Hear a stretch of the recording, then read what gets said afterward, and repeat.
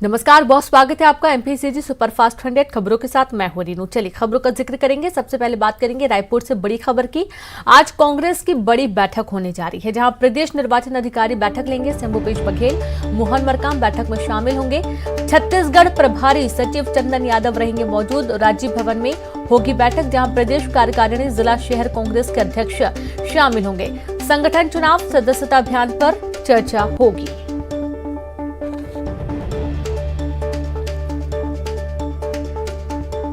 तो बड़ी खबर आपको दे रहे हैं, जहां कांग्रेस की आज काफी महत्वपूर्ण बैठक होने जा रही है। प्रदेश निर्वाचन अधिकारी इसमें शामिल होंगे। सीएम भूपेश बघेल, मोहन मरकाम भी बैठक में शामिल होंगे। और बता दें कि संगठन के साथ साथ इसमें जिला शहर कांग्रेस के शहर कांग्रेस अध्यक्ष भी शामिल होंगे। संगठन चुनाव को लेकर चर्चा होने की संभावना इस बैठक में बनी हुई है। बड़ी खबर आपको दे रहे हैं, जहां आज कांग्रेस की महत्वपूर्ण बैठक होने वाली है। तो प्रदेश निर्वाचन अधिकारी बैठक लेंगे। और आपको बता दें, सीएम भूपेश बघेल साथ ही मोहन मरकाम भी बैठक में शामिल होंगे। छत्तीसगढ़ प्रभारी सचिव चंदन यादव भी बैठक में मौजूद रहने वाले हैं। प्रदेश कार्यकारिणी जिला शहर कांग्रेस के अध्यक्ष भी इस बैठक में शामिल होंगे। महत्वपूर्ण है, संगठन चुनाव सदस्यता अभियान पर चर्चा इस बैठक के दौरान होनी है। और ज्यादा जानकारी के साथ संवाददाता ममता लांजेवार लाइव जुड़ गई है। ममता, आज महत्वपूर्ण बैठक होने जा रही है कांग्रेस की, क्या कुछ खास मकसद इस बैठक का? भैया बोलिए ना। बिल्कुल, देखिए, ये 3 बजे बैठक होने वाली है और इस बैठक में मुख्यमंत्री भूपेश बघेल भी शामिल होंगे, पीसीसी अध्यक्ष मोहन मरकाम भी शामिल होंगे। और इस बैठक में खासतौर पे अगर हम बात करें तो डिजिटल सदस्यता अभियान को लेकर जो है वो चर्चा की जाएगी और कांग्रेस की और क्या रणनीति होगी, क्योंकि 2 साल तक के जो है वो 2 साल ही बचे हुए चुनाव के लिए, और ऐसे में क्या रणनीति हो सकती है। और सदस्यता अभियान को अगर हम बात करें तो 10 लाख सदस्य बनाने का, डिजिटल सदस्य बनाने का कांग्रेस ने टारगेट रखा हुआ है। तो इसको किस तरीके से पूरा किया जाए, क्योंकि 31 मार्च तक की जो डेडलाइन है वो है, तो इस पर खासतौर पर अगर हम बात करें तो इस बैठक पर चर्चा की जाएगी। जी बिल्कुल। और जैसा कि यहाँ पर सदस्यता जो अभियान चलाया जा रहा है, कांग्रेस को और मजबूत करने की बात कही जा रही है ममता। और हमने ये भी देखा है कि कांग्रेस बहुत कोशिश कर रही है कि जो बड़े नेता हैं, बड़े जो लेवल पर हैं, जो पदाधिकारी हैं, उनके साथ साथ जो जमीनी स्तर पर काम करते हैं, जो कार्यकर्ता हैं, उन पर भी मुख्य फोकस किया जाए। तो क्या यही कारण है कि जो बैठक होने जा रही है, इसमें प्रत्येक कार्यकर्ता को लेकर भी बातचीत होगी?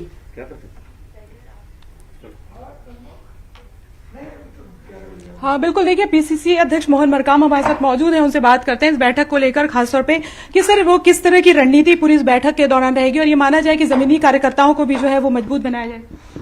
आज पीसीसी में प्रदेश कार्यकारिणी के सदस्यों की, जिला अध्यक्षों के और विधानसभा प्रभारियों की महत्वपूर्ण बैठक, जो हमारे चुनाव अधिकारी पीआरओ दलवी साहब आ रहे हैं, जिसमें माननीय मुख्यमंत्री जी भी शामिल होंगे। तो आने वाले दिनों की रणनीति और संगठन चुनाव को लेकर जो दिशा निर्देश, जो चुनाव अधिकारी हमको दिशा निर्देश देंगे। मुख्यमंत्री भूपेश बघेल बर्जर सिरते के बाद में दौरा करने वाले हैं और ये कहा जा रहा है कि रिपोर्ट कार्ड भी लेंगे, विधायकों की भी रिपोर्ट कार्ड लेंगे। और ये भी है कि ये कहा जा रहा है कि कांग्रेस ने एक समीक्षा भी करवाई, जिसमें रिपोर्ट भी आई है कि किसका काम कितना है, परफॉर्मेंस को लेकर। क्या इस बैठक में वो भी चर्चा होगी?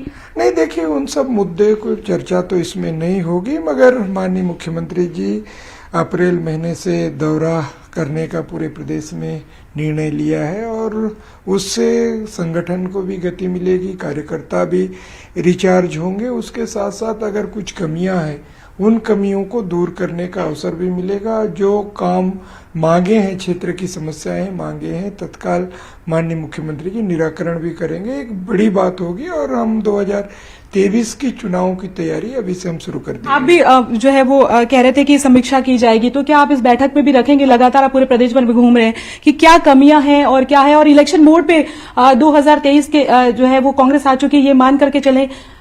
देखिए, संगठन का चुनाव है। संगठन का चुनाव अब बूथ लेवल से लेकर एआईसीसी लेवल तक होता है, तो उसकी प्रक्रिया होती है, उस प्रक्रिया का पालन करना पड़ता है। इसीलिए जो चुनाव अधिकारी पीआरओ जो नियुक्त हुए हैं, संगठन चुनाव के लिए, वो आएंगे, उनका क्या दिशा निर्देश है उस पे हम आगे की कार्यवाही हम संगठन के माध्यम से करेंगे।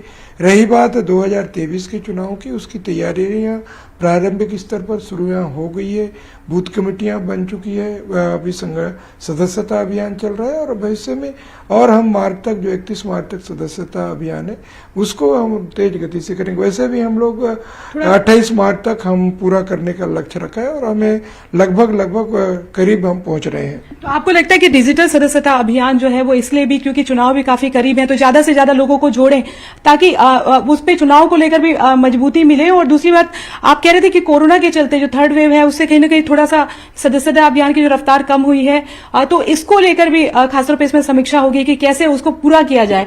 नहीं, देखिए, अपने पास अभी पूरा मार्च महीना बाकी है और हमने तो पहले ही 28 फरवरी तक लक्ष्य निर्धारित किया था और उसके करीब हम पहुंचे हैं।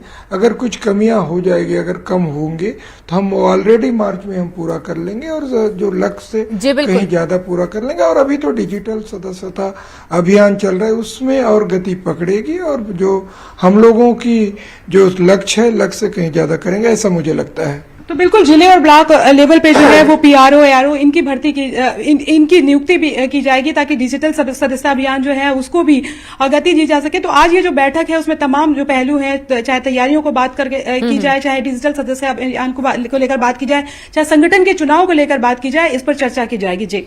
जी बिल्कुल ममता, आप लगातार बनी रहें। शुक्रिया आपका जानकारी के लिए, बातचीत के लिए भी।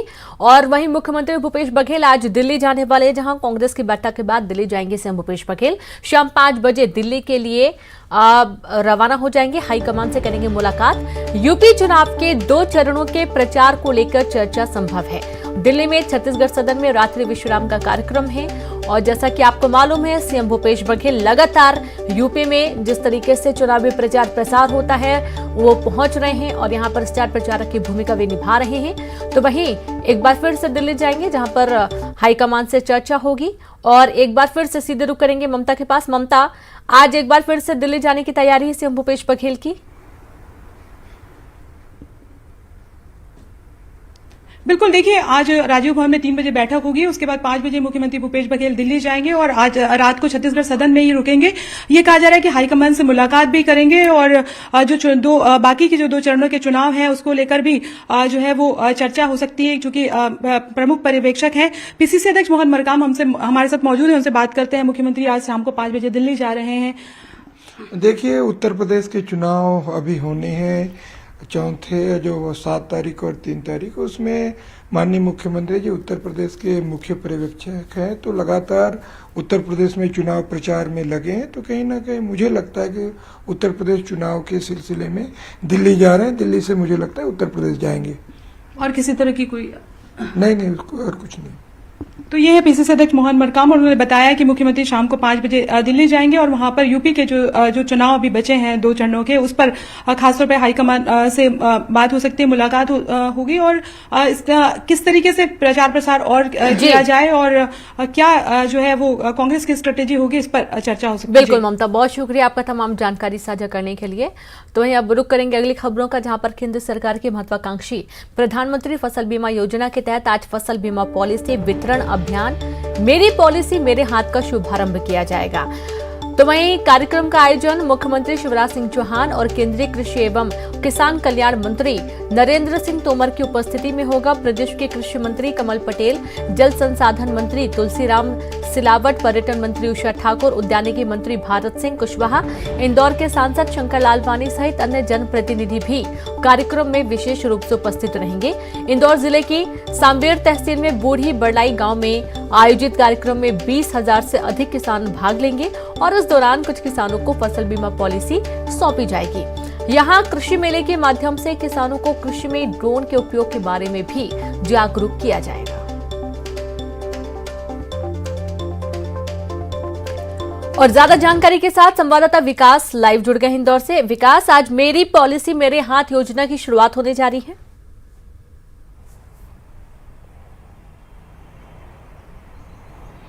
बिल्कुल रेणु, प्रधानमंत्री फसल बीमा योजना के अंतर्गत मेरी पॉलिसी मेरे हाथ अर्थात डोर स्टेप पॉलिसी का शुभारंभ आज से किया जा रहा है। इसमें मुख्यमंत्री शिवराज सिंह चौहान, केंद्रीय मंत्री नरेंद्र सिंह तोमर, जल संसाधन मंत्री तुलसीराम सिलावट के साथ अन्य कई जनप्रतिनिधि शामिल होंगे और लगभग 20,000 कृषकों को इस जगह पर एकत्रित किया जाएगा। 20,000 कृषक यहाँ पहुंचेंगे जो सहभागिता इस कार्यक्रम में करेंगे। विभागीय तकनीकी प्रदर्शनी के साथ साथ ड्रोन के उपयोग से संबंधित कई प्रदर्शनी यहाँ पर लगाई जाएगी, जिसमें इससे फसल और अन्य से संबंधित जो चीजें हैं उसके बारे में विस्तृत विवरण दिया जाएगा। ये कार्यक्रम जो है इंदौर के सांवेर विधानसभा के बूढ़ी बरलई इलाके में आज आयोजित होने जा रहा है और बड़ी संख्या में इस कार्यक्रम में लोग हिस्सा लेने के लिए पहुंचेंगे। हालांकि इंदौर से लगभग 25 किलोमीटर 30 किलोमीटर दूर ये कार्यक्रम का आयोजन किया जा रहा है। आपसे कुछ देर बाद मुख्यमंत्री शिवराज सिंह चौहान पहुंचेंगे। केंद्रीय मंत्री नरेंद्र सिंह तोमर कल रात ही इंदौर पहुंच चुके हैं, वह भी कुछ देर बाद कार्यक्रम स्थल पर पहुंचेंगे और एक बृहद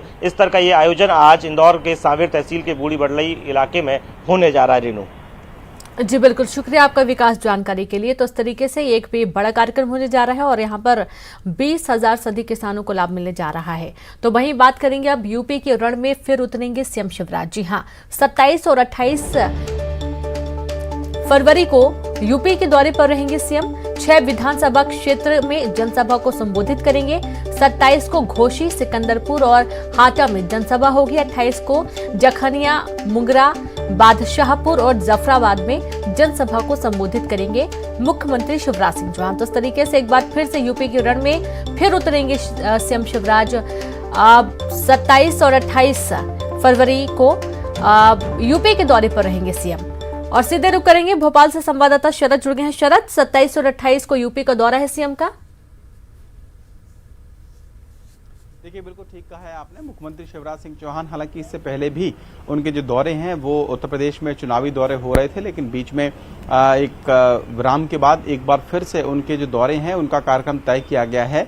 जो जानकारी है उसके मुताबिक 27 और 28 फरवरी को मुख्यमंत्री शिवराज सिंह चौहान उत्तर प्रदेश के दौरे पर रहेंगे और वहां पर जो बीजेपी के प्रत्याशी हैं उनके समर्थन में चुनावी रैलियां और सभाएं करेंगे। देखिए, अब उत्तर प्रदेश का जो चुनाव है दरअसल अब केवल अंतिम चरण में है और इसमें पूरी जो ताकत है वो पार्टियां झोंक रही हैं, चाहे फिर हम बीजेपी की बात करें, समाजवादी पार्टी की बात करें या दूसरी और जो पार्टियां हैं उनकी बात करें। तो आखिरी दौर का ये रण है और इस रण में मुख्यमंत्री शिवराज सिंह चौहान अपना दम दिखाएंगे 27 और 28 फरवरी को। जी बिल्कुल, शुक्रिया आपका शरद जानकारी के लिए। तो इस तरीके से 27 और 28 फरवरी को सीएम यूपी का दौरा करेंगे और जैसा कि शरद बता रहे हैं कि पहले भी यूपी में जिस तरीके से चुनावी समर में उन्होंने प्रचार प्रसार किया, एक बार फिर से पहुंचेंगे। वहीं अब वक्त एक छोटे से ब्रेक का है, हम जल्द लौटेंगे।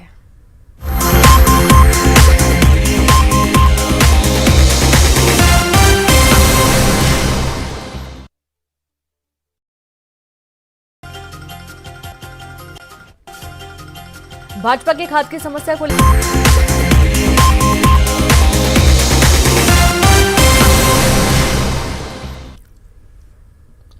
ब्रेक के बाद एक बार फिर से आप सभी का स्वागत है। बात करेंगे रूस से बड़ी खबर की, जहां यूक्रेन युद्ध का तीसरा दिन।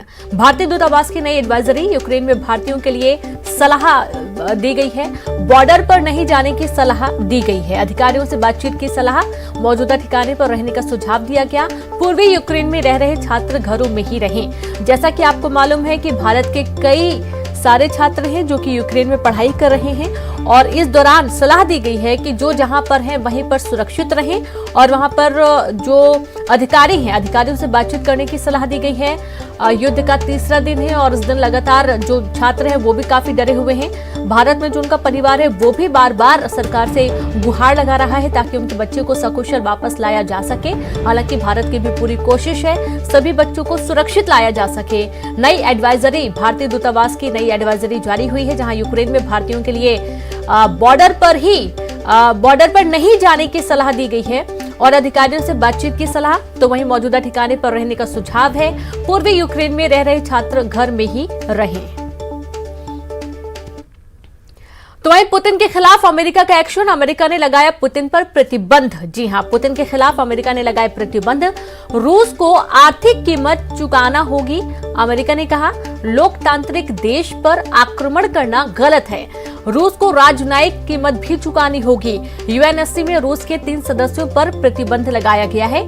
अमेरिका ने ये बड़ा एक्शन लिया है। बड़ी खबर आपको दे रहे हैं, जहां आप देख पा रहे हैं कि एक तरफ लगातार हमले की खबरें सामने आ रही हैं, तो वहीं पुतिन के खिलाफ अमेरिका ने एक्शन लिया है। बात करेंगे मुंबई से बड़ी खबर की, जहां भारतीयों को लेकर शाम 4 बजे पहुंचेगी फ्लाइट। मुंबई एयरपोर्ट पर पहुंचेगी फ्लाइट। यूक्रेन से पहुंचने वाले भारतीयों को रिसीव करेंगे केंद्रीय मंत्री पीयूष गोयल। एयरपोर्ट पर करेंगे रिसीव। और जैसा कि आपको मालूम है, यूक्रेन में एक बड़ी संख्या है जो कि भारत के लोग वहां पर फंसे हुए हैं और उनको लाने की तैयारी चल रही है। 4 बजे फ्लाइट पहुंचेगी। और दिल्ली से संवाददाता अनूप गुप्ता जुड़ गए। अनूप, अब जैसा कि हम देख पा रहे हैं कि लगातार कोशिशों के बीच में आज मुंबई फ्लाइट पहुंचने वाली है यूक्रेन में फंसे भारतीयों को लेकर। बिल्कुल, देखिए लगातार जिस तरह से केंद्र सरकार कमिटेड है कि जो भी लोग और छात्र वहां फंसे हुए हैं उसको जल्द से जल्द यूक्रेन से निकाला जाए, उसको देश वापसी कराया जाए। और जिस तरीके से हमने देखा कि लगातार बैठकों का दौर भी प्रधानमंत्री कार्यालय में जारी है।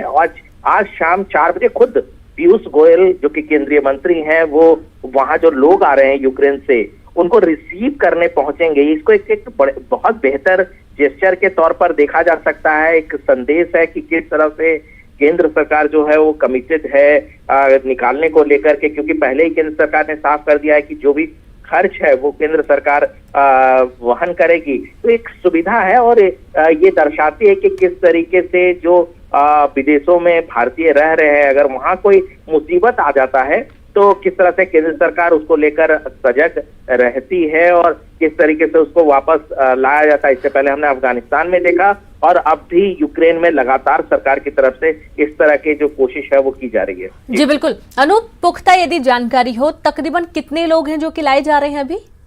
देखिए, अभी इसकी पूरी जानकारी आधिकारिक तौर पर सरकार की तरफ से नहीं दी गई है। हाँ, इतना जरूर है कि जब वो पहुंचेंगे तो उसकी संख्या के बारे में बताया जा सकता है, क्योंकि देखिए वहां से कितने लोग पहुंचते हैं एयरपोर्ट, कई तरह की कॉम्प्लिकेशन है इस मसले को लेकर के। तो तमाम चीजें हैं, फिर भी इंतजार करना पड़ेगा। लेकिन ये जरूर कहा जा सकता है कि केंद्र सरकार पूरी तरह से कमिटेड है। एक एक भारतीय जो वहां फंसे हुए हैं उनकी सुरक्षा जो है भारतीय सरकार के लिए।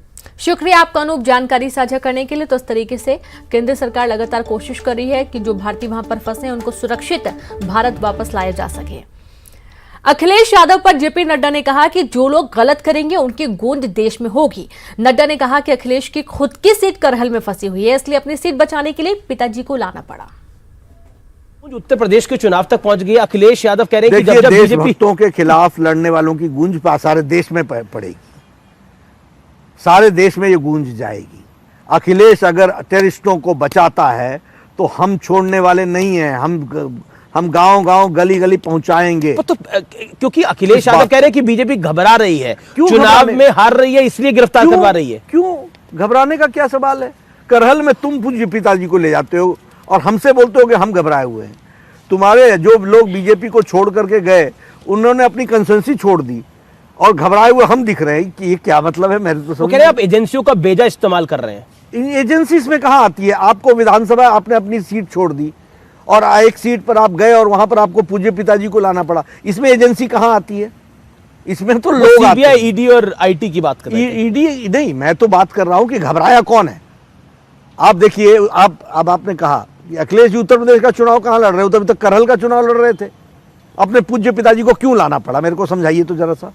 उनके पिताजी है, चुनाव प्रचार में यूज करते हैं। हाँ, तो और जगह भी जाते हैं, आप भी प्रधानमंत्री को यूज करते हैं, और जगह भी जाते। वो तो सीट फंस गई, घर की सीट फंस गई, खुद की सीट फंस गई है। आप क्या कह रहे हैं? करहल की सीट फंसी हुई है? हाँ, बिल्कुल फंसी हुई है, अच्छे से फंसी हुई है और इसीलिए मुलायम सिंह जी को लाना पड़ा उनको। ये स्थिति है उनकी, इसीलिए मैंने कहा वो उत्तर प्रदेश का चुनाव फंसी हुई है पर निकल जाएगी। देखिए, जब फंसी हुई होती है तो फिर आपको मालूम है कि नतीजा क्या होता है। जी। तो वहीं न्यूज 18 पर इंटरव्यू में जेपी नड्डा ने छत्तीसगढ़ में हो रहे धर्मांतरण के मुद्दे पर कहा कि कांग्रेस धर्मांतरण को हवा दे रही है। छत्तीसगढ़ बीजेपी को इसके पुख्ता प्रमाण होंगे और इस पर नेता प्रतिपक्ष धर्मलाल कौशिक ने कहा कि पूरे प्रदेश में लोगों का धर्मांतरण हो रहा है। लोभ, प्रलोभन और विभिन्न छल कपट के द्वारा उनको धर्मांतरित किया जाना, इस बात को लेकर के हमारे राष्ट्रीय अध्यक्ष जेपी नड्डा जी भी चिंतित हैं कि छत्तीसगढ़ में धर्मांतरण से लोगों को कैसे बचाया जा सके। उस दिशा में हम लोग लगातार आवाज उठा रहे हैं, लेकिन केवल इतना ही पर्याप्त नहीं है कि ये कैसे रुके। इस पर कार्रवाई जो होनी चाहिए सरकार की तरफ से, वास्तविक में कोई कार्रवाई हो नहीं रही है। ऐसा लगता है कि उनको संरक्षण प्राप्त है और इसके कारण बड़े धड़ल्ले के साथ में इस कार्रवाई को अंजाम दे रहे हैं। और इसी के साथ इस बुलेटिन में इतना ही। नमस्कार।